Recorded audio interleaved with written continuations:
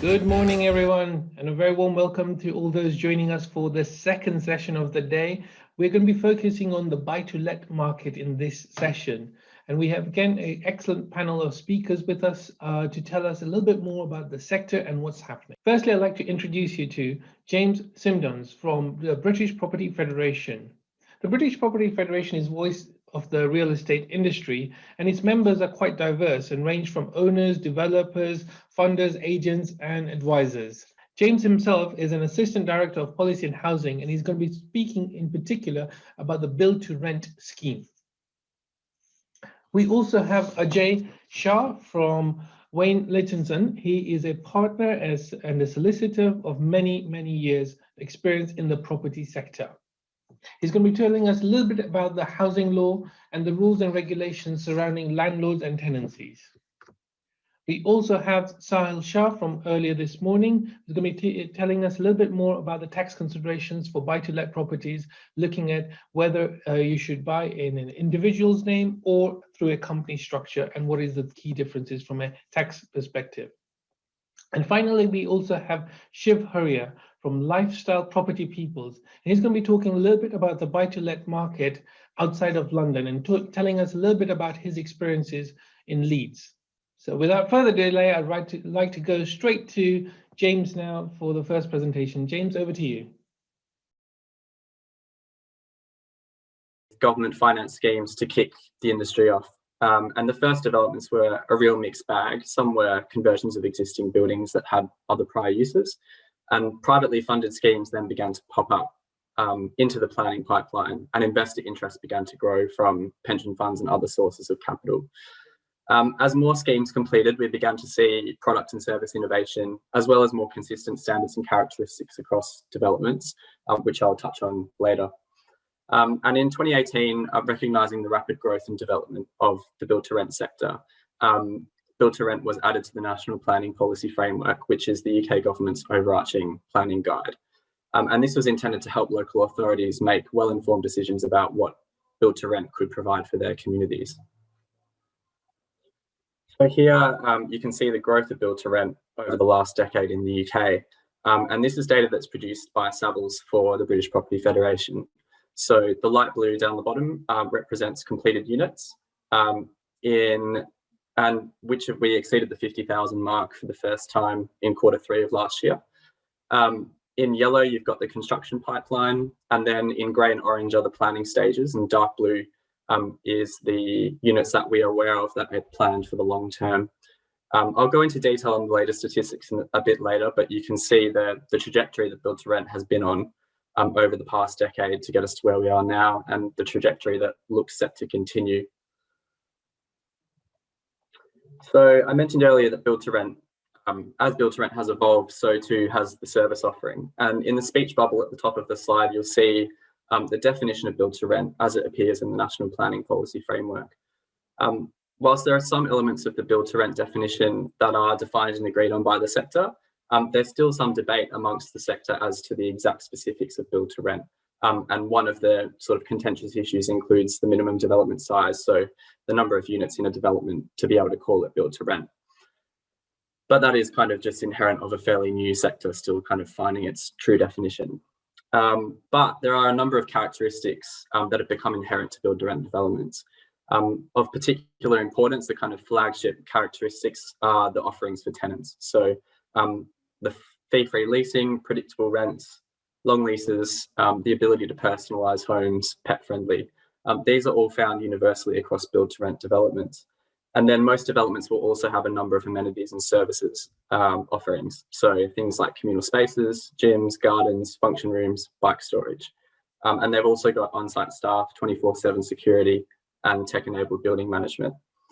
The offerings sort of listed in bullet points vary depending on the size, design, and age of each build-to-rent development, but generally you can find most of these amenities in each build-to-rent development. Much like how the characteristics of build-to-rent have sort of firmed up over the last decade as the sector has evolved, so too have the benefits, which have become quite clear. So build-to-rent adds to the housing supply, and it often does so quicker than build for sale. Because a build-to-rent investment is long-term and returns rely on low to no voids, there is a requirement to get units let as quickly as possible, and also a requirement to retain tenants for as long as possible. And this means that build-to-rent developments need to be really attractive places for tenants to live. So build-to-rent developers have to create wonderful places to live that fit into their surroundings and support town centres, regenerate surrounding areas, and create places and spaces that are desirable around the development. And there also needs to be ample economic opportunities nearby, connecting into local high streets and opportunities to run small businesses. And as I mentioned, build-to-rent units are also high quality homes, and I've touched on a number of the additional features and comforts for tenants, so I won't go into any more detail on that. So here you can see a selection of modern day build-to-rent developments, and these are actually the top 3 developments in the UK, according to HomeView's Build-to-Rent 2020 report.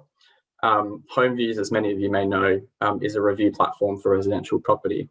So the build-to-rent developments that you see here had the highest ratings from tenants reviewing where they live, and they all rated above 4.75 out of 5 stars. So on the left, you've got the Green Rooms in Manchester, and then you've got 10 George Street in E14, Canary Wharf, and then the Lansdowne in Birmingham. So the BPF recently published a tenant data study, and we collected data back in 2019 in partnership with United Kingdom Apartment Association and London First, to look at the demographic profile of who lives in build-to-rent in London specifically.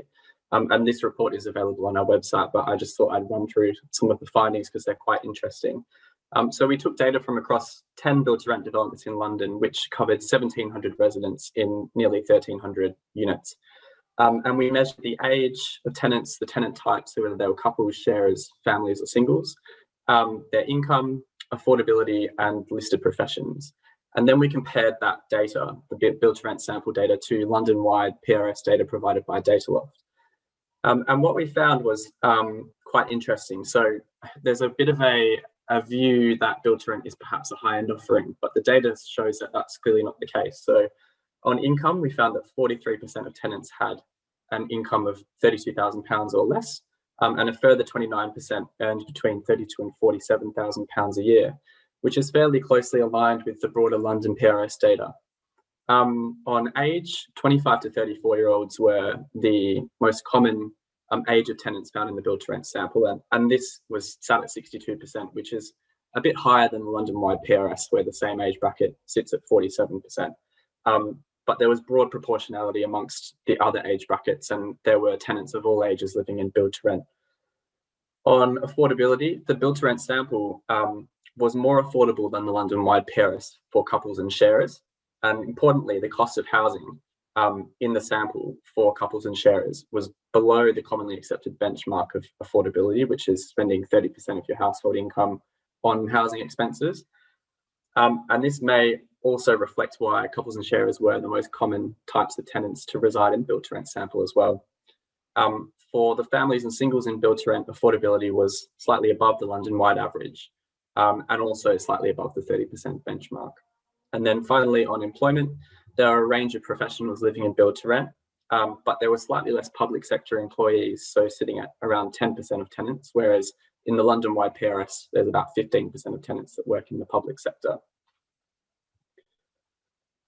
So turning to the sort of market status update and forecast section of my presentation, here you can see our build-to-rent Q4 statistics for last year. We release statistics quarterly, so the next set of statistics will come at the start of April for Q1 of 2021. You'll see that in total, there are 53,750 units completed across the country. And this is split largely evenly between London and the regions. Under construction, you'll see that there's a total of 37,050 units, with the regions having slightly more units under construction than London. And then finally, in the planning pipeline, there's just under 90,000 units, and the regions take a fairly larger share of units in the planning pipeline.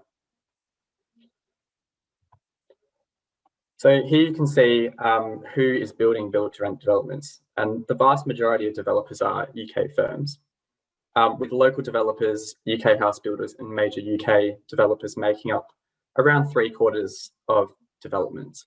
And a small number of around 3% are major international developers. And here you can see the average size of build to rent schemes. And unfortunately, I've got the colours mixed up on this slide.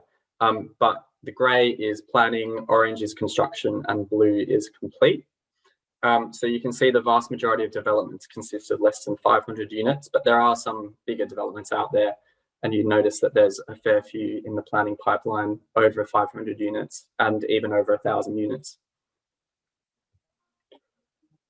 So despite the turmoil of 2020, which has continued into 2021, build to rent has held up really well.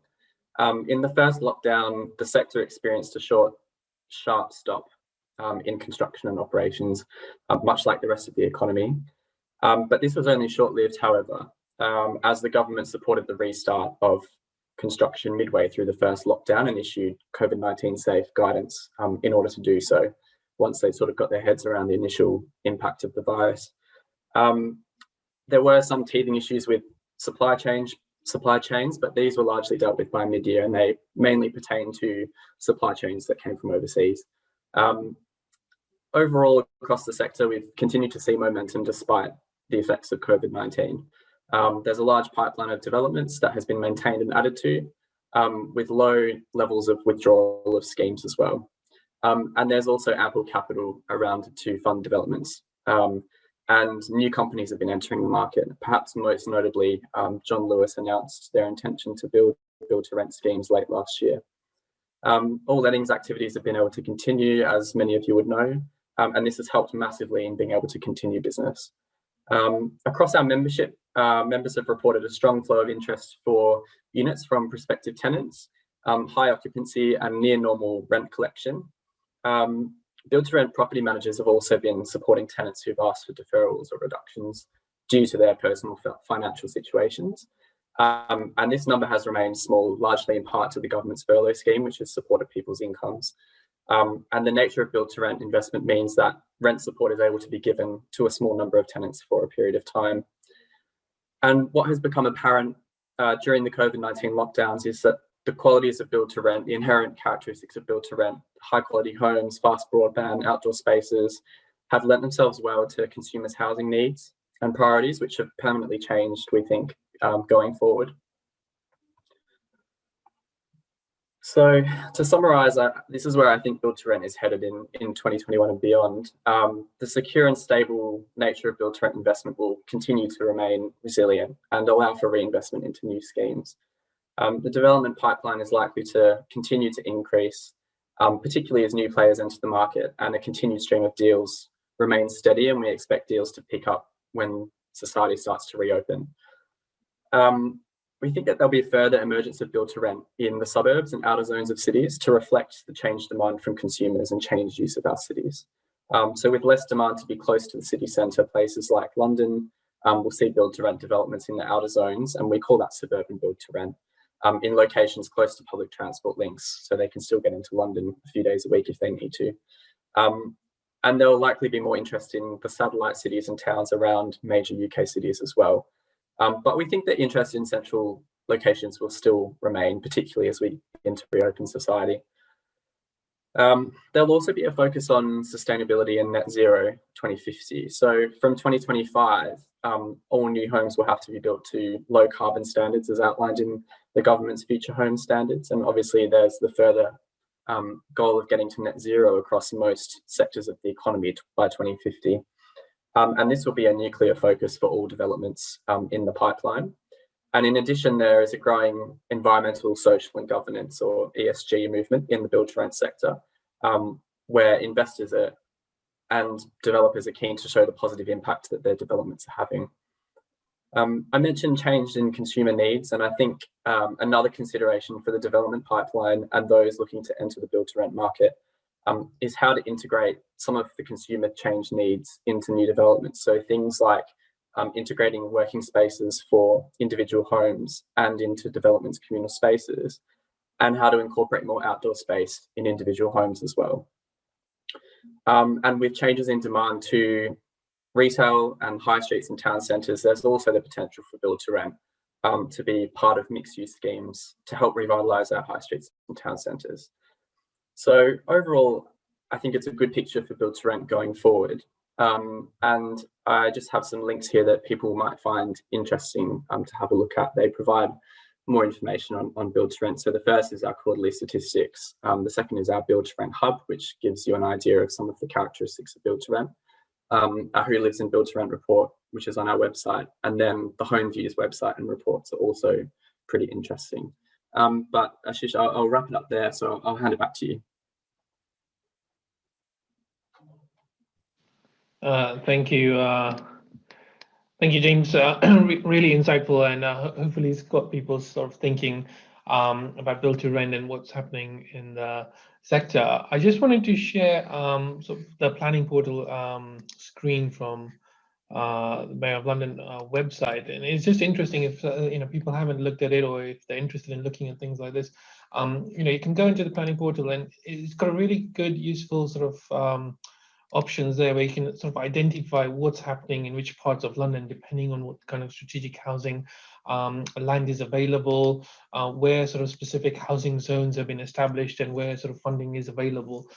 So it's, again, just something to sort of, I don't want to dwell on it, but sort of point to people, there is information out there which is available freely if you want to find out more information about it. James, thank you so much for your presentation. I'm sure there's going to be a few questions. I can already see them popping up on my screen here. We will cover them as best as possible. But I want to bring on board now our second presenter, Ajay. Is going to talk a little bit from the housing law perspective. So Ajay, if I can bring you on screen. Yeah, we can hear you. Can you hear me? Yes, yes. Okay, good. Hi, everybody. Sahil and Shiv, I haven't said hi to you. Hello. Okay, my name is Ajay Shah. I'm a solicitor with Leighton, and I will give a short overview of the renting residential properties for private landlords. Basically, the history of renting. Rent Act 1977 started legislation for the renting sector that was not very landlord friendly, and you had security for life and you had fair rents under the Rent Act. The Housing Act 88 came in and introduced a much more landlord friendly atmosphere where you got the short haul tenancies, and short haul tenancies can be terminated without fault under the Section 21 proceedings, and that started from 28th February 1997 until that started in 1988. Until 1997, you had to make sure that notices were served so that it was in a short haul tenancy. If the notice were not served, it was in a short tenancy and you had security for the tenants. So if you're acquiring a tenanted property with a long-standing tenant, it's important to ensure that the notice was given to the tenant and evidence is available for that. The best evidence would be that the tenant has signed the notice. From 1997, the rules were changed so that the assured short haul tenancy became automatic. So an oral tenancy would be in a short haul tenancy, a written tenancy would be in a short haul tenancy. This is all from 1997. So I think landlords were much better protected after that. And if you wish to seek possession, you just have to serve the Section 21 notice and follow the procedure there. So we have a situation now where the residential market has become attractive and has led to the boom in the buy-to-let market. In recent times, proposals to do away with no-fault possessions have been mooted by the Mayor of London, etc. And it's going to make the market a bit more challenging for private residential landlords. Over time, rules have been introduced imposing more and more regulations upon landlords. The 2004 Housing Act introduced the Rent Deposit Protection Scheme, where the tenant's deposits have to be protected under one of the schemes available, and details have to be provided to tenants. Failure to do so means that the deposit has to be returned and penalties can be imposed from between 1 to 3 times the deposit amount, which has to be repaid to the tenant. If the tenant makes an application, the court has no discretion but to order a penalty. Certificates that need to be provided. These are all problems that landlords have to deal with in order to avoid their possession proceedings not being voided. Certificates have to be provided for tenants' deposit scheme, and recently there was a case where a company had provided a certificate which wasn't signed properly, meant that the deposit hadn't been properly it had been protected, but the information had not been properly given, and that led to problems. So it is very important that all these things are carefully dealt with. Otherwise, you get to the end, you find that you can't serve a notice until these things are rectified, and you potentially have you're facing penalties. So it's quite important to make sure that all the regulatory requirements are dealt with. Other provisions that are required for tenancies are the provision of EPC certificates, gas certificate, electric certificate, the how to rent checklist. Now that has been recently updated because of the coronavirus situation. Failure to provide any of these means that the Section 21 notice cannot be served.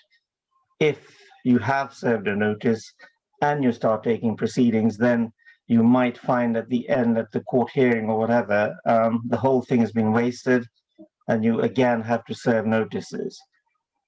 The original Section 21 notice had to be served with 2 months' notice had to be served. Under the coronavirus rules, that has been changed to 6 months now.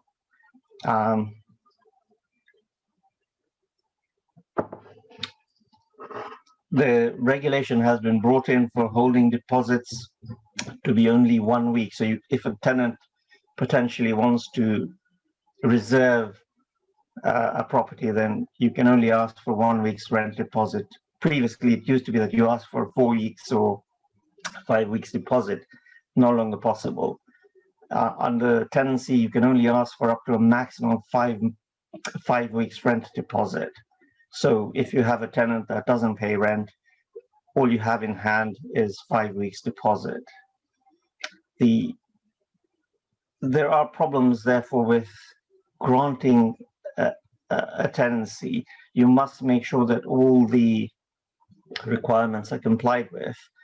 Of course, you can remedy these afterwards, but ideally they should be done at the beginning so you don't have a problem over time.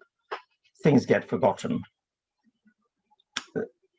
Once you've granted the tenancy, you have an initial year, 6 months tenancy where you'll have agreed a rent.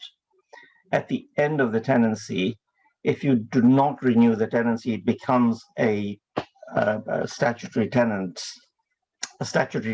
which will go from month to month, week to week, whatever you've agreed initially. You can continue with the same rent, but the tenant can apply for the rent to be determined. The advantage for the landlord is that the rent will always be an open market rent. Originally, under the Rent Act, it was a fair rent, which was very low. Now, if a tenant makes an application, at least you'll have an open market rent. Of course, you can serve a Section 21 notice and terminate the tenancy. So 2 months or 6 months later, you can apply to the court for possession of the property. So that's at the end of the tenancy. If you have problems during the tenancy, what happens? You could have rent arrears or tenant agreement breaches, etc. There is provision under Section 8 to serve notice. There are different times for rent arrears. It used to be 2 weeks, but under the coronavirus rules, it's changed. So you have to have arrears of 6 months. initially you have to have arrears of 2 months, but now if you have arrears of 6 months rent, you can serve a Section 8 notice for eviction. The problem with the Section 8 notice is that you actually have to go to court for, there'll be a hearing, etc. You still have to go to court anyway, but there will be a hearing, so court times, expenses, and the likelihood of you recovering any money back from the tenant is, well, difficult to recover money once a tenant is in arrears because he doesn't have any money. So it can be expensive to recover property. Some of the grounds under Section 8 are mandatory. The court has to order possession. Some are discretionary, so the court has to assess whether it's reasonable to grant possession or not. Rent arrears, which is the most likely reason for seeking possession, so long as there's arrears of rent of either minimum of 2 months or 6 months at the time you serve notice and at the hearing, then you're going to get possession.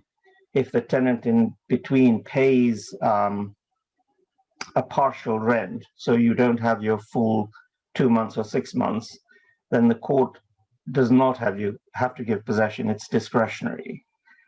In difficult times, one can just see the court making an order that the tenant pays the arrears by installments, so long as they keep future rents up to date. So you would have a situation where the tenant still is in the property, paying arrears with a low payment installment, and you haven't got rid of the tenant or the property back. And court trials are expensive, they're not cheap. Section 21 proceedings are much easier.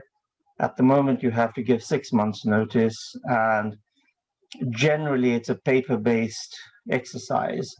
However, the court can require attendance of the parties, and as I said before, have not served any of the certificates or your tenant deposit has not been properly dealt with, and all that time will be wasted and you will have to restart again. The court will not give possession and the Section 21 notice will be void. So I think generally it's a short presentation, but just to highlight the problems with letting properties, you must make sure, even though this statutory provisions are landlord friendly, there are lots of challenges that landlords have to put up with and to make sure that their regulatory requirements are met with, because at the end you could find that you wasted a lot of time trying to get possession and still not got the property back. I think that's, in a nutshell, that's a problem. Of course, when the problem really hits, it can be very difficult because you have tenants where they've not paid rent for a while. By the time you get to court, you've spent probably 8-9 months, a year without any rent. And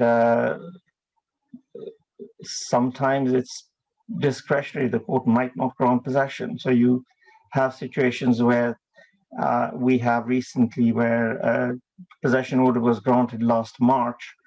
Because of coronavirus, all enforcements have been stopped and no rent has been paid for almost 2 years, and the tenant is still sitting in the property. So residential investments are great when the money is coming in, but when the rent is not paid, then they do create a lot of stress.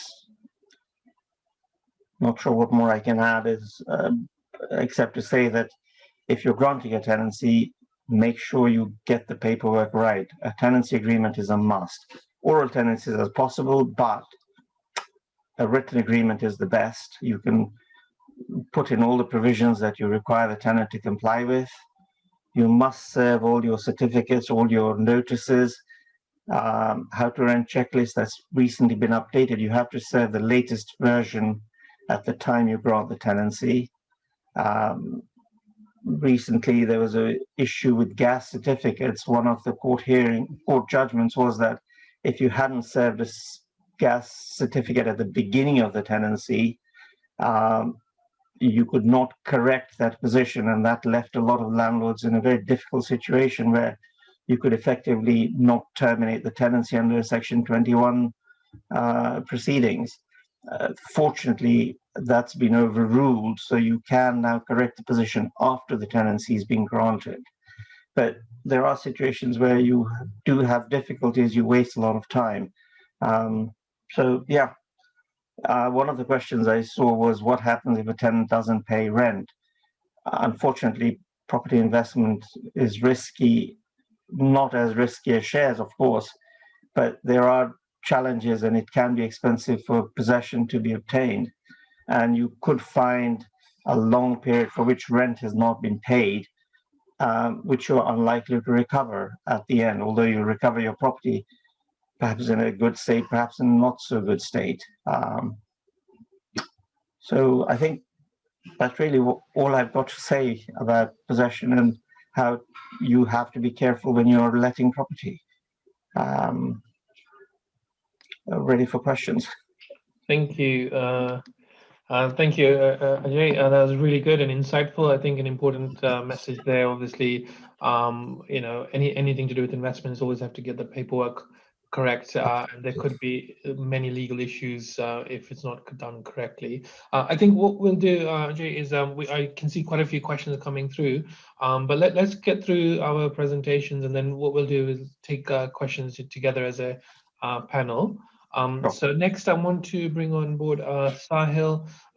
Is going to take a little bit of presentation on considering between individual and company setup for buy-to-let investments. So Sahil, if you're ready, yep. Please Yeah. come Can you on. hear me? Yep, we can hear you. Yes, Okay, please go ahead. Great. I'll present my screen as well. Just let me know. Has that shown up? Yeah, that's showing up fine. Okay, yeah. Great. Thanks. Okay. All right, thanks, Ashish. Just for background, for anyone that wasn't part of the last session, I'm a chartered tax advisor. I've been working in the tax space for about 9 years now. And over the next few minutes, I wanted to give some insight as to what the tax implications are when it comes to owning a buy-to-let property. And in particular, the question which I wanted to address is this question, which is listed on the slide here at the top. Ownership can be via an individual or a limited company. And that's often a question which people ask, saying, what's the most efficient way of me investing in a property? Should I buy it outright in my own name, or should I set up a company to buy the property through? Now, there's no short answer to that question.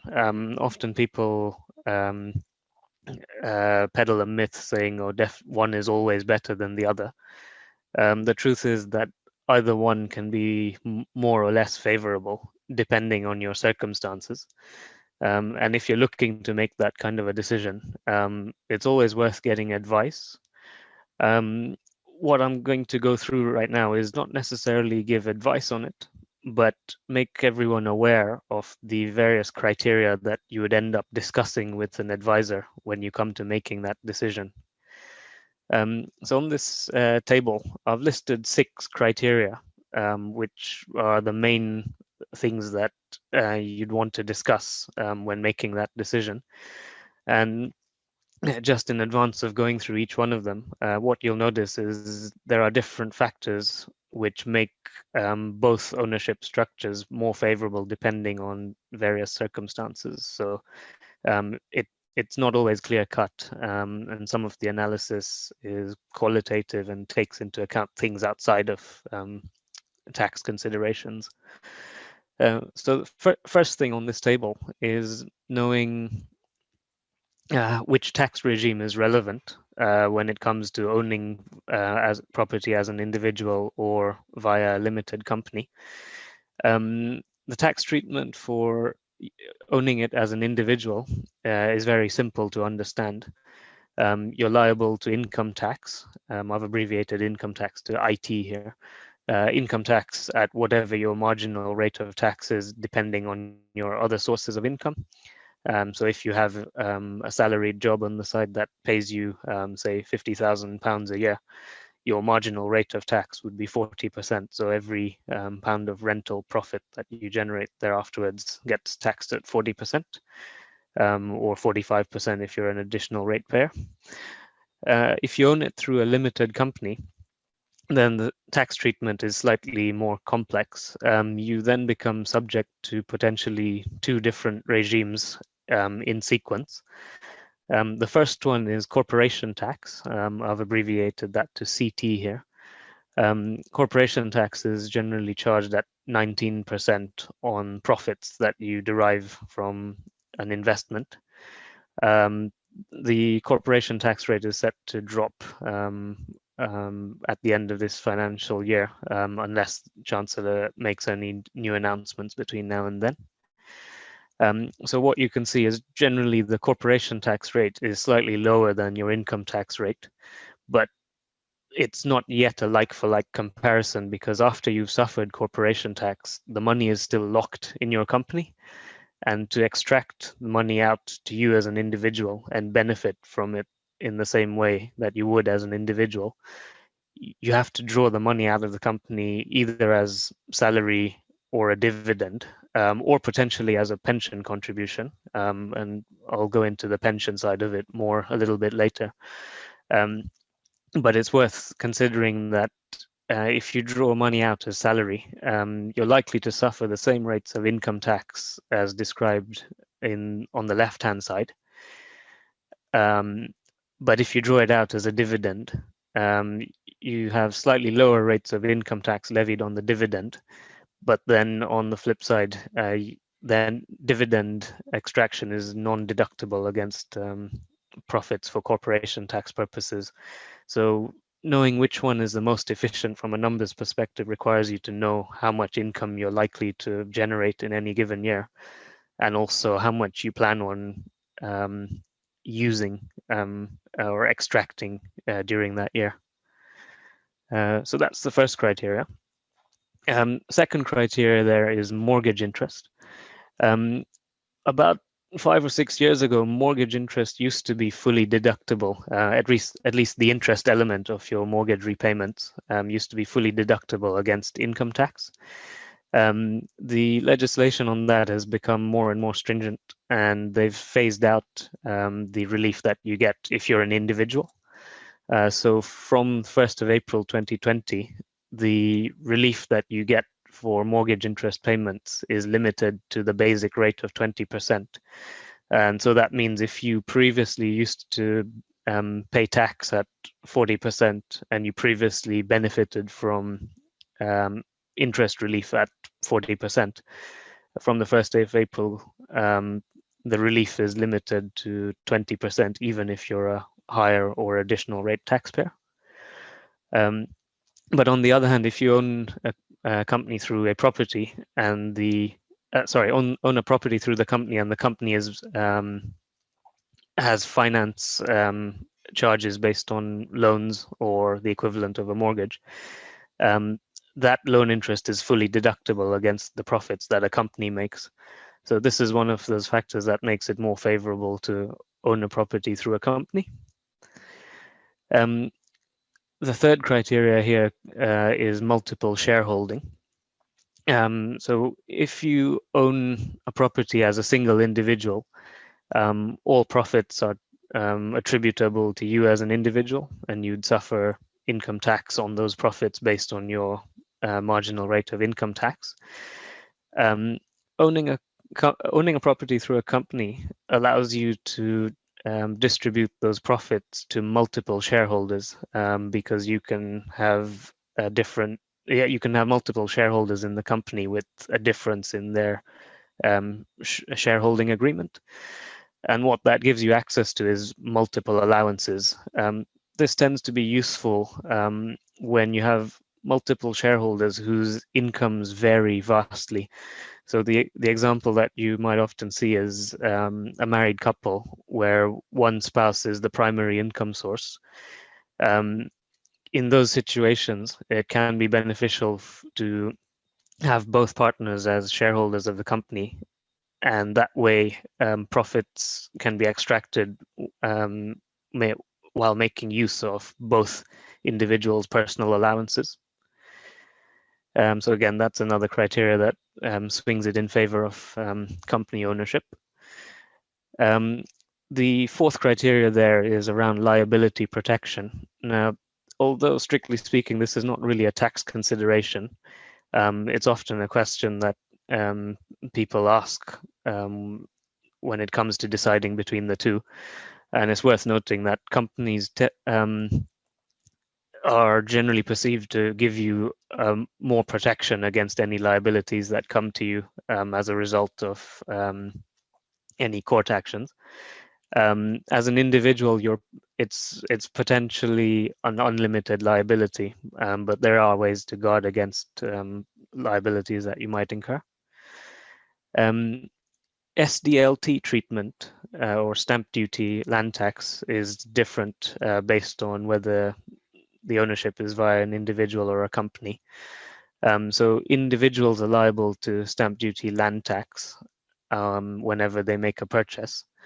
But if a company disposes of a property, then it's slightly different. So if you're looking to buy a property through a company, then sometimes it's not the property that's being transacted, but it's the shares in the company that are being transacted. And if the shares are the ones that are changing hands, and the property then changes hands as a result of that, it's no longer the SDLT regime, it's the stamp duty regime which kicks in. And on balance, stamp duty on sale of shares tends to be lower than the SDLT on sale of property and land. Now, the sixth criteria is an abbreviation called ATED. It stands for Annual Tax on Envelope Dwellings.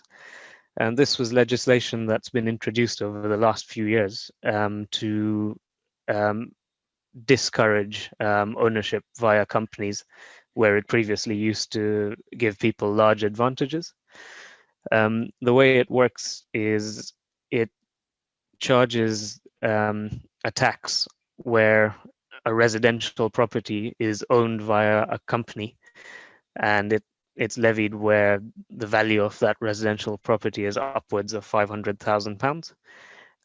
The amount of tax that you pay varies. There's almost a linear scale that increases with the value of the property. But for example, if your property is £501,000, you would pay an annual charge of £3,700 to HMRC purely for owning that residential property via a company.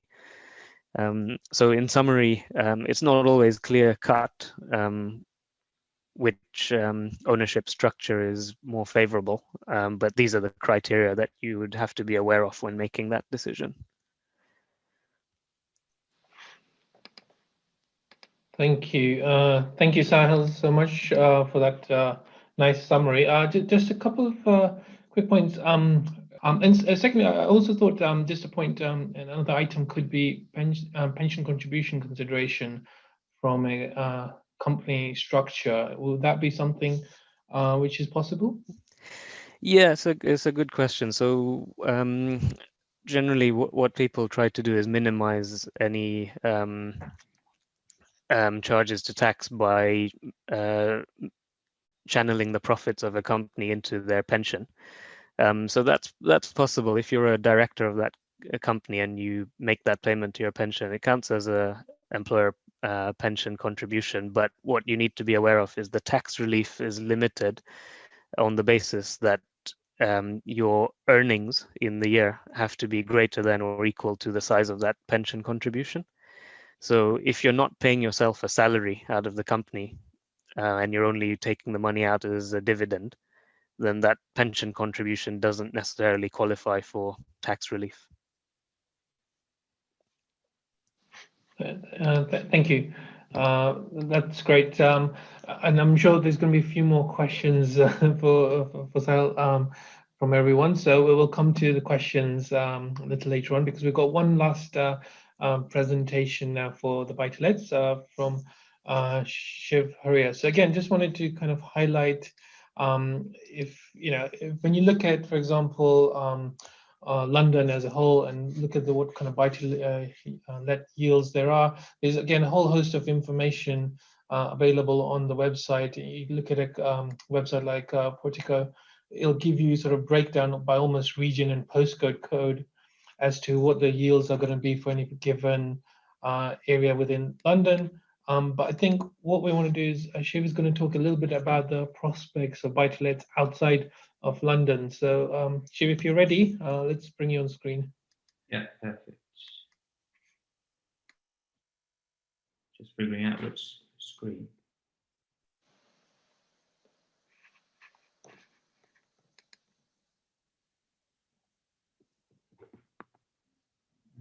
Yeah, we can see you, yes. Can you see my slideshow? Yeah, we can see the slides, yes.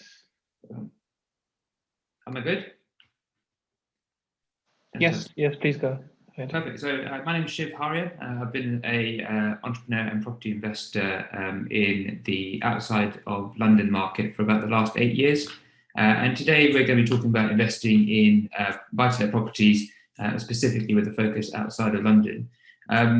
So what we're going to cover is why you should consider investing in property outside London, why you should consider investing in property now, and then also how to go about it and the costs that are going to be involved.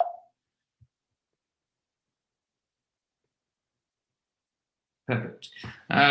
So first thing I want you to do is I want you to imagine playing this game. You would have all played it when you were younger. Imagine playing Monopoly and trying to win by collecting £200 every time you pass go. Most of you would know that that is absolutely insane. But unfortunately, that's what most people do when they collect their salaries every year and they don't invest it, or they don't put that money into some sort of investment. And what we're trying to do ultimately is play real life Monopoly. And those of you that would have been quite competitive and won at Monopoly, these are the kind of games that you can win in real life. Property specifically, it yields sustainable returns. That's one of the main advantages. And if you look up the word sustainable in the dictionary, it says that it's returns that are able to be maintained at a certain rate or level over time. And that's ultimately what property is able to provide. As well as that, we also have double returns. So you have the rental return and also the capital growth that you get on the property.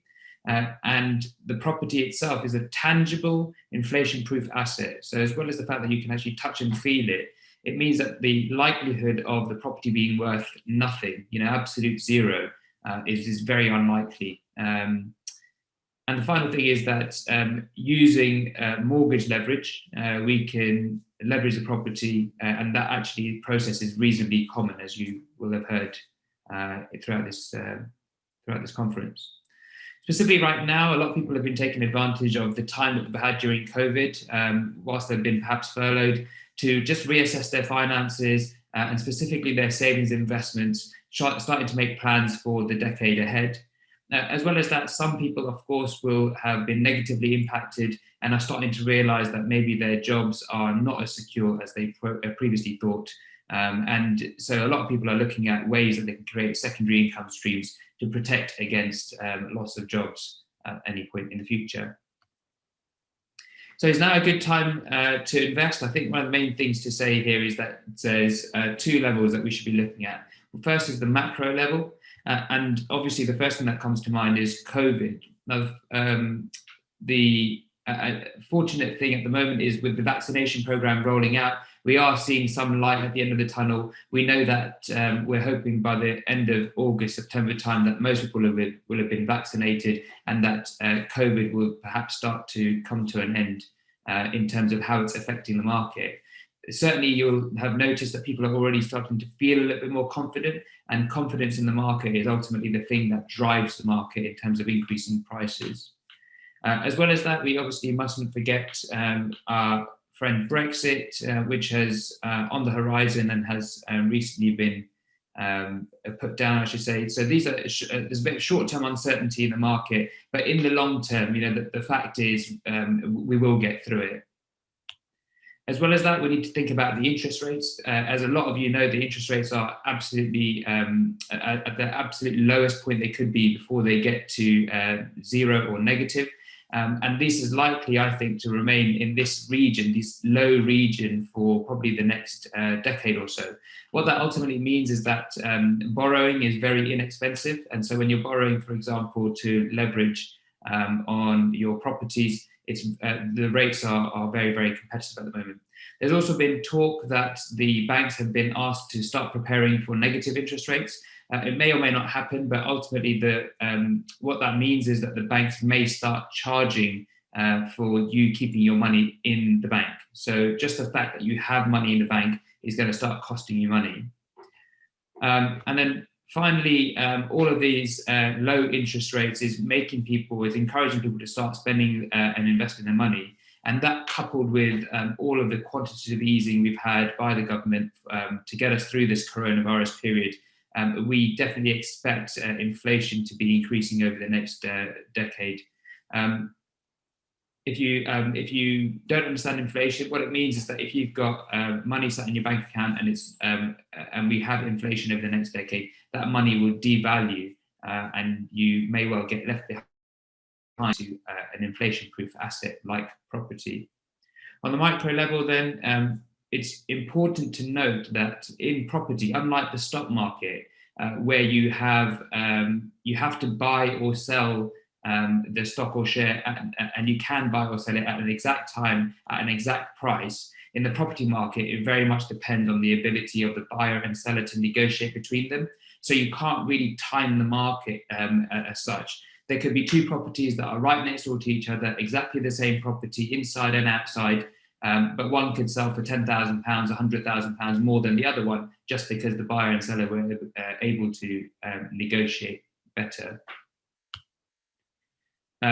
This next question is obviously on a lot of people's minds. Where should I actually invest? And I don't want you to take these numbers on this graph literally. They're just kind of guides, as a lot of you will have known. The ones at the bottom, the red numbers here, they're all in the kind of 2-3% mark. This is showing gross yield. And if you look in the blue section, which is the sort of north section, they're all above the ones that are in the red section. And that's typically, we know that the north typically tends to give us better yields, better returns, and that's because the properties are comparatively cheaper and the rents are still good. So as a result, the other advantage is that your deposit, say if you have £150,000, can go a lot further. In London, it may buy you one property. Outside of London, in the north specifically, it could easily buy you, say, 3 properties, 4 properties. As well as that, the government are finally turning their attention to the regions in terms of infrastructure projects. And we're seeing a lot of growth in the number of projects that are happening outside of London. And we can see that this is going to lead to an increase in the prices of these properties. The whole point of this infrastructure developments is to increase the mobility of capital and labour from London to outside London to the regions. So these are projects, as some of you will know, like HS2, the M1 widening works that's been happening for the last decade, specifically in the region that we're looking at. They're building a train link between Leeds and Manchester. These are just a few of the kind of projects that we have outside of London. And then just to understand a little bit more about why we have chosen to invest in Leeds. So this is a table showing you the top 4 cities in the UK. You can see that Leeds is the 4th largest city in the UK. And when you go to Leeds, the first thing that you realise that it's much, much smaller. It feels much smaller than Manchester. And what we're looking for is a city that has a reasonable amount going for it, has a lot of potential for an increase in value, but has been undervalued. In this graph, in this chart, you can see that the yields in Leeds are slightly lower, or in 2019 certainly they were slightly lower than Manchester. The capital growth was slightly lower than Manchester, but the entry price was also slightly lower. And one of the great things that we can see here is that the wage growth was much higher. The wage growth being an understanding of how quickly that economy is growing. We know that in Leeds, as well as being the 4th largest city in the UK, it's also got the largest legal, finance and insurance hub outside of London, and the largest number of universities outside of London as well. Ultimately, it's small enough to be the underdog and have that growth, but it's big enough to gain the critical mass that's required to attract capital and labour to help it grow.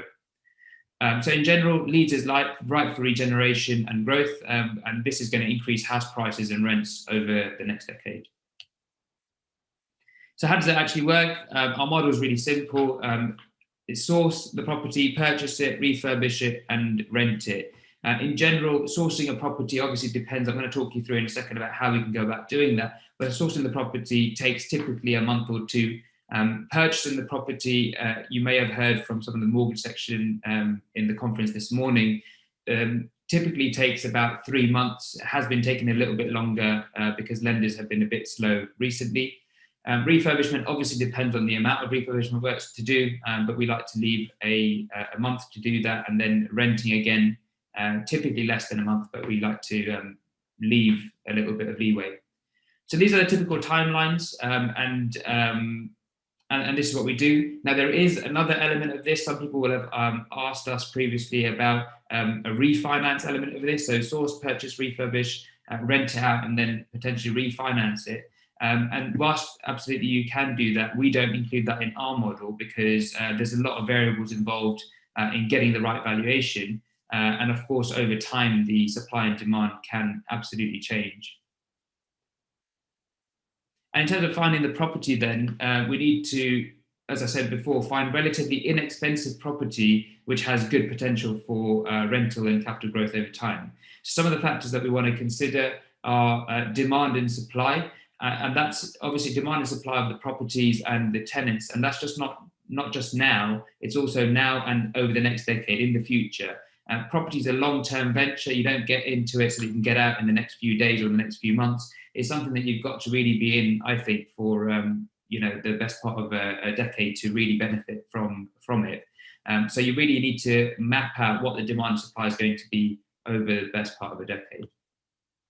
You then want to think about the tenant type that you'll be attracting. The first thing that comes to people's minds when we think about buying buy-to-let property is students, but there are other people out there that need housing. So you've got professionals, working families, and potentially also benefit tenants if that's an area that you want to dabble in.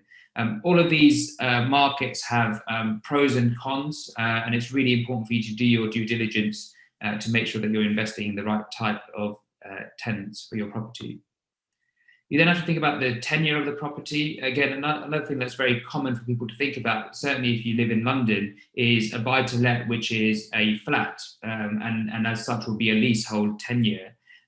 What we try to do is look for freehold tenure, so properties that are houses that have a freehold, which means that you don't have to look forward to sort of management charges, and you ultimately own the land, which I think is the thing that has value. The next thing is the property type and style. Some of you will know that there's lots of different types and styles of properties. So you've got terrace properties and semi-detached properties. Those are the two that we try to aim for because they're the most popular. Obviously, you can look for detached properties and, as I mentioned earlier, like one-bed flats and things, but they're perhaps slightly less popular in terms of the general demand for them. The other things that you need to consider is there are properties that are ex-local authority properties that also you need to have additional considerations around. There's non-standard construction properties, which, again, you can or cannot get a mortgage on some of these things. And the final thing that you want to be considering is some of the properties outside of London specifically may well have basements, and basements and gardens and things like that are part and parcel of the property, especially when you're a landlord. Obviously, you've got to keep them intact and look after them. Obviously, transport links come into play here, but one of the main things that we need to think about when we're investing outside of London is not just the transport links that we know and that we're used to, which is, tube network. A lot of people ask me in Leeds, I want to buy a property, but I want it to be next to a tube station. we don't have tube stations in Leeds, and that's not even, you know, there's 6 train stations in Leeds, and that's not the main way that people get around. So it's trying to understand, based on your tenant type that you've chosen and the demographic of those people, where do they need to get to, and what's the transport links that they actually need, as opposed to just having a blanket, you know, requirement for transport links. Obviously, it would be imprudent of you to not look at the council development plans as well. It's a little trick in the book. You can go and have a look at the development plans that the council has, and they make these plans, you know, a decade in advance, and update them every 5 years or so. So what they'll have in there is, where did they see the growth happening in the city? Where do they see the money being spent in the city? And of course, if you buy in one of those areas, let's call it a regeneration area, then you're likely to benefit not only from any private regeneration, but also any government works, government development plans in that area. EPCs are another important part. So most people will know that to rent a property, you've got to have an EPC of E or above.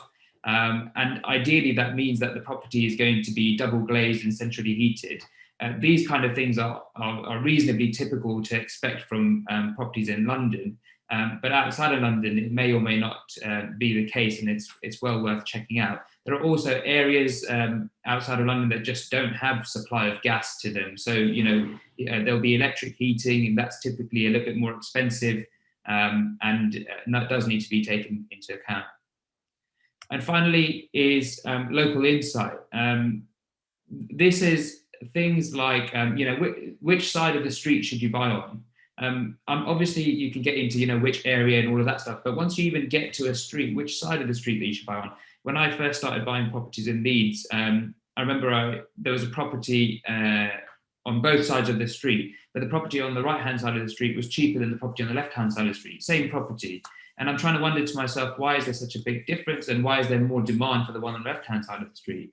Now, when you live in that area, you understand that at the time, these were back-to-back properties, which means that only one side of the property sees any sunshine. And the left-hand side of the property saw the sunshine, which meant that they didn't have damp problems, and as a result were much more desired. The right-hand side of the properties didn't see any sunshine and therefore had damp issues constantly, which would keep a landlord up at night. Also, you've got things like cul-de-sacs. Some people love cul-de-sacs, some people don't really like cul-de-sacs. In some areas, you don't want to buy in cul-de-sacs because that's where potentially people go to, you know, use drugs, and that's where crime is. So you really got to know your area, and local insight is a really big part of that too. A couple of top tips when we're looking at trying to find the right property. The first thing is you need to evaluate the property differently to how you would evaluate a property that you want to go and live in. So when you're looking at a buy-to-let, the things that you're looking at are different. All these things that I've highlighted are very, very different probably from the stuff that you're looking at when you're looking to buy your own property. And its second thing is it's really important to focus on actual versus paper returns. So depending on the type of tenants that you choose, they may or may not be more likely to pay their rent. If they're more likely to pay their rent and the rent is more secure, then your actual returns are likely to be more in line with what you expect to receive. Whereas if you have other types of tenants and there's no guarantee there, then the actual rents can be very different from the expected rents. So we need to be looking at what is the actual rent and what are we actually going to receive. And the second thing is what's the overall return that you're going to have, rather than just looking at whether it's the rental or the capital. Now, of course, no one can predict the future. Nobody has an idea of what the capital growth is going to be in any specific area over the next decade. But we can have a look and we can try and understand and make sure that although we're not basing our opinions on that, we have an understanding of that. So I'll go into it in a little bit more detail in a little bit, but these are some couple of top tips when you're looking at finding the right property. And just to kind of go into it, what we look for when we're looking at properties is basically 2 to 3 bedroom properties, which are the most popular properties on the market for the tenant type that we're looking at. We always look for freehold properties, and our properties are always terrace properties or semi-detached properties, being the ones that are most popular for our clientele. And in terms of tenants, we are really looking at working parent families. And working parent families work really, really well because they can afford to pay their rent because they've got two incomes. Because they've got two incomes, i.e. mum and a dad, that rent we know is going to be paid, and there's even if one person has some difficulty, the other rent is still available to go towards the rent. And then, of course, when you have parents, the parents have children that go to a school, and in the areas that we're looking at, the parents will send their kids to the school, but they don't want to disrupt them during the school year. They don't want to disrupt them during the 5 or 6 years that they're at their school. So they tend to stay in the property for a decent amount of time. Some of these areas that we're looking at, or all of these areas that we're looking at on the screen in front of you, these are the regeneration areas that have been laid out by Leeds City Council, and that's what we're looking at. So we get the government development as well as the private development. And all of these areas that we invest in are within a 15-minute bus ride of the city centre. Going back to that point I made about transport links, the main mode of transport for the tenants that we're looking at is by bus, and they will be riding into the city centre within 10 minutes. The properties that we buy are also within a walking distance of at least 2 schools and a supermarket as well. And this is the kind of stuff, when you put all of these things together, this is what maximizes our overall actual returns. So on this map, some of you will see 2 things. Some of you will see either that we buy everywhere except for the north of Leeds, and others will see a slightly more nuanced picture. Where are the spots that we're not buying in? That's what you want to be looking at. And that's where obviously local knowledge comes into use. So we're looking at particular streets, we're looking at particular properties, we're looking at particular tenant types, and that's how it all comes together. And then in terms of going to actually do the work to look for these properties, you're going to need some tools to get started. So we view probably about 10 properties for every one that we buy. It's a work-intensive task to go and view all of these properties. And obviously that's after a number of years of actually trying to refine our criteria. But it's really important that you get to view the properties because you need to be able to see what you're buying. In order to view the properties, we have this viewings checklist that we created. This is half of it. And that helps us to determine the condition that the property is in and estimate the refurbishment costs, which obviously need to be factored in when you're putting offers into the agents. The next thing we then look at is gathering all the information into one spreadsheet so that we can compare properties. I don't know if anyone else does this. This is a spreadsheet that we've looked at. You can see it's a little bit old. These are properties from 2018. But you'll see in column A where it says number, it says 1150. We've viewed or we've inspected over 1,100 properties. And so it does take a lot of time to get to the stage where you can understand what's going on in the market. This is a really easy way of trying to draw out trying to draw out what the differences are between the properties and in the areas as well. So it's really important then to make sure that we're accounting for all the purchase costs as well whilst we're doing this. So this is just an example here. I said a 2-bedroom property. We don't just have the purchase price and the deposit. You also have to add in the legal costs, the mortgage costs, the survey costs, obviously stamp duty. If you fall within that marginal rate, we need to add that in. If you already own your own property, there's this additional 3% stamp duty that you've got to pay on top of that. In fact, on the stamp duty point, a lot of people have been asking me, how does that affect the kind of properties that we're buying? Well, the type of properties that we're buying in this example, you can see £125,000, which already falls under the threshold. So realistically, whether we complete on this before March or after March, it's not really going to have an impact because that 3% that we've included in this calculation is the 3% additional stamp duty that you'd have to pay if you own your own property already. Obviously, there's also potentially going to be some refurbishment costs that you've got to include. Is there licensing in the area that you've got to include in there as well? Is there a lettings fee? And any other costs as well that might be associated with this purchase. So once you add them all up, what we've got here is £57,195 of actual funds required. And then on this side, on the rental side, you can see we're talking about between £600 and £900 in terms of the rent. This is per month.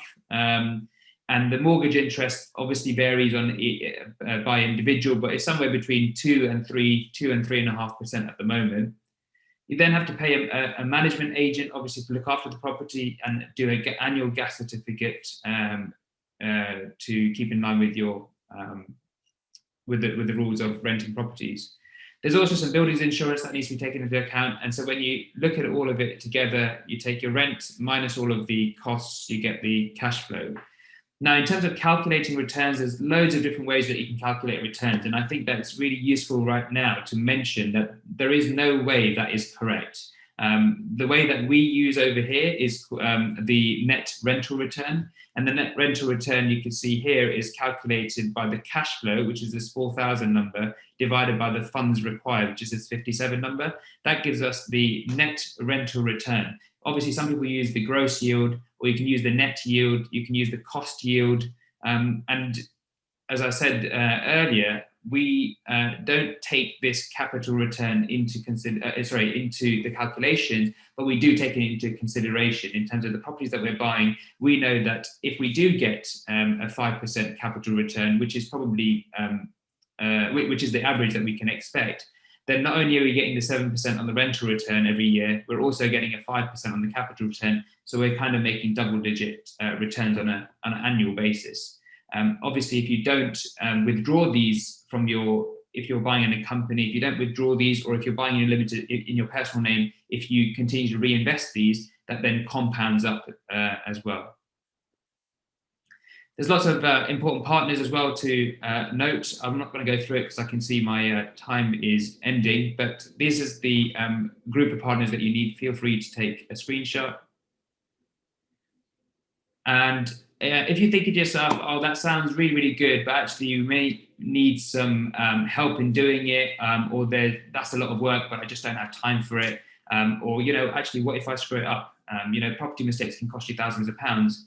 If you like the idea of investing and you think it's a bit too much, then please come and talk to us, Lifestyle Property People. We help people create financial security and independence through sustainable property investments. Here's some of the clients that we've helped previously, and this has helped them create the financial security for themselves and their families by investing in properties like these.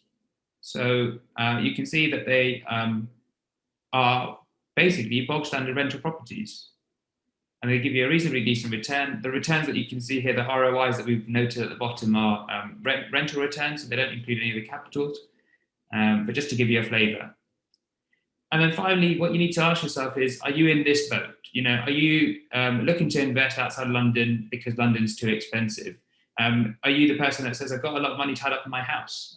Or maybe I've just received an inheritance and I need to make sure that I put it to good use. Perhaps you've just got divorced and you need to set yourself up financially. Or what might be the case is that your business is doing really well recently and you actually need to invest that money to get it out of your limited company and put it into an investment. To conclude, I think this phrase always sums it up. Your financial future is in your hands, and it really isn't rocket science, but you do need to take action. And I'm sure we're going to go on to Q&A. So I'll hand it back to you, Ajay. Thank you, Shiv. Thank you so much for that. Really insightful presentation with a lot of details. Hopefully that's opened up some thoughts for many people watching. I think if I could sum up in one word, I know that's probably not the right thing to do, but the one word I would come to mind is research. If you do the research and the legwork, there are opportunities out there, as you've kind of demonstrated very clearly. So thank you so much for that. Yes, we do have a lot of questions to get through, and I think I want to spend a bit of time now trying to get through as many as possible. Obviously, if we can't cover everything and our time runs out, then we'll try and catch up offline as much as possible. A few standard questions a few people have mentioned. Is there going to be a recording sharing the presentation and web links and things? So yes, very simple answer. Yes, there is a recording. We will put it on the website along with all the slides from all the presenters and web links, etc. So that will all be on the website a few days after today. So yes, that will all be available for future reference if you need to. Maybe Baron, do you want to kickstart the Q&A? Great, thank you, Ashish, and good afternoon, everybody. So, James, I think this one might be for you. Someone's asked, how can someone invest in the buy-to-rent schemes? Sure. So because build to rent is an institutionally backed investment, you need to be looking at things like private and pension funds, which often put their money into build to rent schemes, debt and equity investors, investment management companies, sovereign wealth funds. Then you can invest in private developers as well. So there's bespoke build to rent developers, there are mixed use developers, and then there's the traditional house builders as well. And then you've also got local authorities and housing associations, which typically you can't invest in, but they also deliver build to rent through their funds. So it's really to do with private investment management. That would be how you would invest in build to rent. Thank you. Ashish, did you want to take the next one? Yeah, I mean, there's one which is similar. It's talking about joint venture property investing. Now, is that sort of we're using special purpose vehicles, co-investing? Again, would those schemes kind of fall within the build to rent investment strategy? I'm not actually sure. No, I don't know the answer to that question.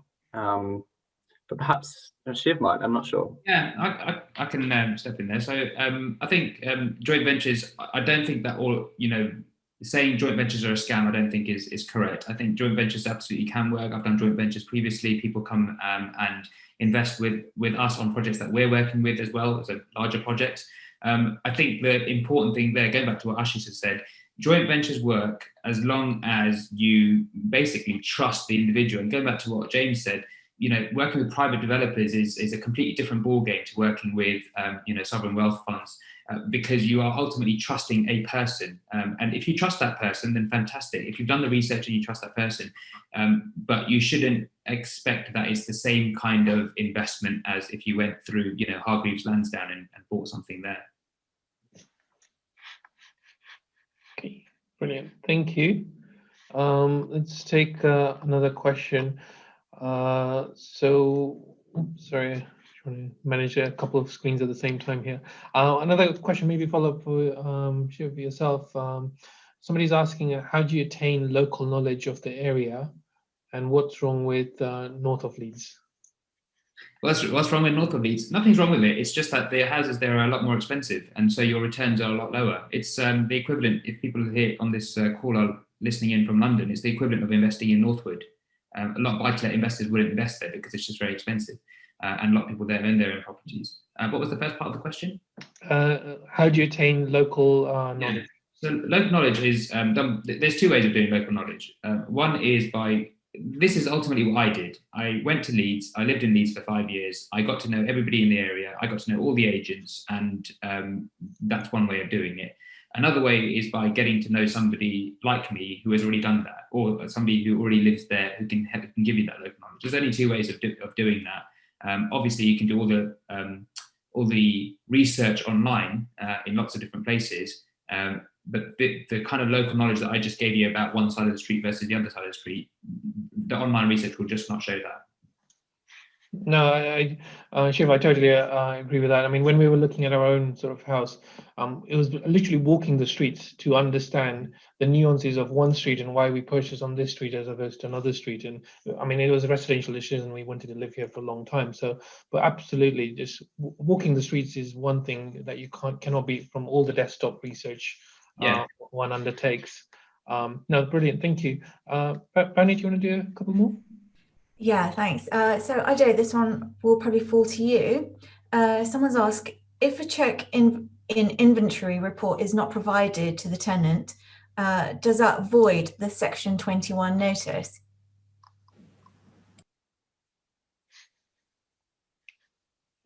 Ajay, I think you might need to unmute yourself.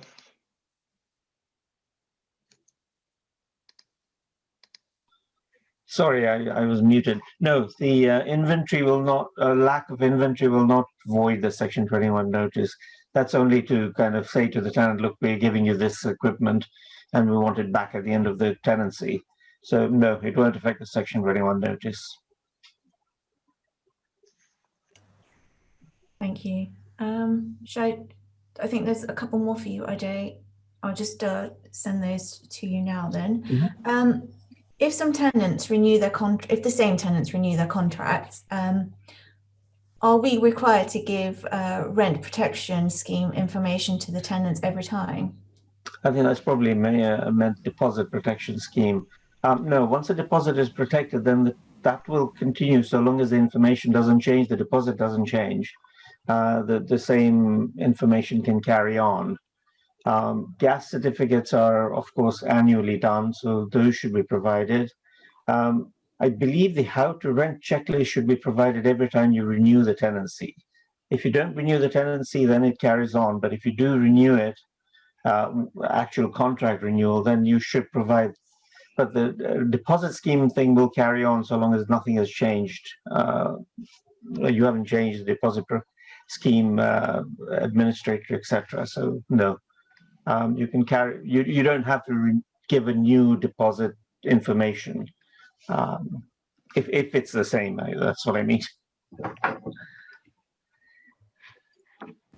Sorry, is that clear? Yeah, I think so. Yeah, thank you. Yes, got a couple more tax related questions. I'm going to preempt Sahil here and probably say it depends, but let me ask the question. Somebody's asked basically, if they've got a few investment properties and their personal name and they want to transfer to their company name, can they do that without incurring tax liabilities? Yeah. Sahil? Yeah, good question. The short answer is it's difficult to do it without avoiding tax complications. A reason for that is if you transfer from individual to a company where you yourself are the shareholder, although there might not be any money changing hands, you might be treated as a connected persons transaction, and so SDLT might be payable, depending on the value of the property, and also capital gains is sometimes liable. Thank you. And Sahil, just to follow up, I think somebody was asking about if they're non-UK resident, what would be the implications as an individual or a company for rental properties? I'm going to say probably there's quite a lot of things to consider, but any general points you want to make? Yeah, so generally, if an individual is non-UK resident, they're liable to UK tax on UK sourced income. And so if a property is situated in the UK, then the profits for that are subject to UK income tax. When you're non-resident, you sometimes lose your right to the personal allowance. So the first, £12,000, which gets paid at 0%, sometimes you're not eligible for that. And the other thing to bear in mind is if you live in a country which has its own tax regime, would that country seek to tax the UK profits, and what's the arrangement between those two countries? Yep. Thank you. So again, I think with anything with tax, there's always a lot to consider, I'm assuming. Yeah. I just also wanted to bring back Nick and Rupal, because I know there were a few questions with regards to buy-to-let mortgages. So again, if Nick and Rupal, maybe you might be able to cover these questions. So again, somebody was asking basically whether it's better to go for a high mortgage and max out on the amounts, or go for as small a mortgage as possible, given the current situation with the interest rates and mortgage rates. What we find generally is with investors, they want the max leverage, so they do tend to go up to about 75%. There isn't much benefit in going at 65%. The rate differential is not much, so they'd rather get the benefit of getting a higher loan, because if they've got extra cash, they'd rather put it elsewhere, and it's just a benefit of the cheap rate. It's worth mentioning that if they go above that 75%, so some lenders are offering like 80%, then the rates really start to rocket up. Yeah, absolutely. Yeah, excellent. Thank you. Again, just a quick reminder, if you do have any questions, please use the Q&A button or the chat icon. We will try and cover them. Again, Bamni, maybe do you want to do a couple more? Yeah, thanks. So I think this one probably falls to Ajay, and you probably covered this, and I apologize if this is just a repetition, but what other paperwork does the landlord need to provide if they don't have the gas certificate, but they have the tenancy agreement? If they have, well, presumably the property doesn't have a gas supply, they'd have to provide the electric certificate, the how to rent checklist, the tenant deposit scheme requirements need to be dealt with, tenancy agreement. I think that's it. The electric, gas. If they don't have gas, then they don't need to. Gas certificates last for a year. Electric certificates usually last for 5 years. So once you've provided it, you don't have to renew it until 5 years have gone, unless you're changing the tenants, of course. APC certificate has to be provided. Again, those last for 10 years. What else? Tenancy agreement. I think that's really it. So if they don't have a gas supply, then of course they don't supply a gas certificate. Yeah. Okay, thank you. Shiv, maybe one for you. Somebody's asking, is HMO the best way to maximize property returns?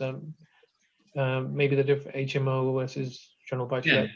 Yeah. I took it out of the new slide deck, so I didn't have the slide with it. But I've just written a blog on this. If you go to our website and go to the blog, lifestylepropertypeople.co.uk, and the blog section, there's a blog that really clearly outlines the difference between HMOs and buy-to-lets, and specifically talks about how, the question specifically asks, is it the best way to maximize returns? I think HMOs are a great way to maximize rents. But along with those rents come a whole bunch of extra costs, a whole bunch of extra effort that's involved, and it really depends on what you're trying to achieve. So I think if you're trying to achieve a hands-free passive income where you maximize your overall actual returns, then I don't believe that HMO is the right way to go about that. But it's personal opinion, and it just depends on what you're trying to achieve and how much effort you're willing to put in to get there. Okay. Thank you. One maybe again tax related. Tax on interest offset. It might benefit through a company structure. Again, Sahil, maybe your thoughts? Yeah, sorry, I'm just trying to see what's the full question phrased? Tax on interest offset. Large and limited companies can benefit. Yeah. So I think I covered that in the presentation, that companies benefit from the equivalent of mortgage interest deductions against taxable profits, but for individuals that's now limited. So generally, for that particular criteria, it's more favorable to own via a company if all other things are the same. Okay, brilliant. Thank you. And again, maybe one for Nick and Rupal. Is there a view on the type of mortgages which are better for buy-to-lets, interest only or capital repayments? And are there any criteria for new investors to bear in mind? So in terms of repayment types, it comes down to what you want as an investor out of your portfolio. Do you want to pay that mortgage off at the end of the term, and that's what your main goal is, or is it to actually just maximize your income and benefit from the growth, as time goes on? So it's a personal choice. So lenders offer both options, but it then comes down to what is comfortable for you, taking your whole situation into account. So you might be happy having a few on interest only, some on repayment, but it's all dependent down to your own personal choice. The second part of the question, if you can repeat that, please. It just says any criteria to bear in mind. As a first-time buyer, first-time landlord, or is it just a first-time landlord? As a new investor, as a new investor, any criteria to bear in mind when you're? So one of the things they look for, obviously, they understand that you are a property, first time entering into property investing. They like people to own a property, even if it's your own home, because at least it shows that you've got history of paying a mortgage, and that makes them more comfortable. So that's one of the things to bear in mind. They like the fact that you have a minimum income, or let's say you're a professional and you've got enough income to support yourself. So that all goes in your favor. First time buyers, first time landlords, the lenders are there, but they're not as many. So obviously, it just might mean you might end up paying slightly higher rates depending on that portfolio. Okay. All right. Thank you. Yeah. Thank you so much, everybody. Again, to the panel, James, thank you so much for your time today and for giving us a little bit of an insights into the build to rent schemes. Ajay, thank you so much for sort of your legal perspective on things to consider. And I think you provided the one word of caution, which is, yes, investments are good, but you do need to consider what happens when things do go wrong, and you need to make sure the paperwork is there. So thank you for that. Sahil, thank you so much for all the tax considerations. And I think it's one which is very difficult to do in a very snapshot overview here, because with tax, there's always so many things to consider, and everybody's situation is different, which could have a different impact from their tax considerations. So thank you for trying to summarize all of that in a very concise way. And Shiv, thank you so much for your very insightful, informative presentation of actually the research, the amount of research you guys are doing in the background, which I think a lot of people will not normally appreciate. But thank you for showing us a bit of glimpse insight and insights into that. And Nick and Rupal, thank you again so much for trying to deal with the mortgage queries and questions we've had from the audience today.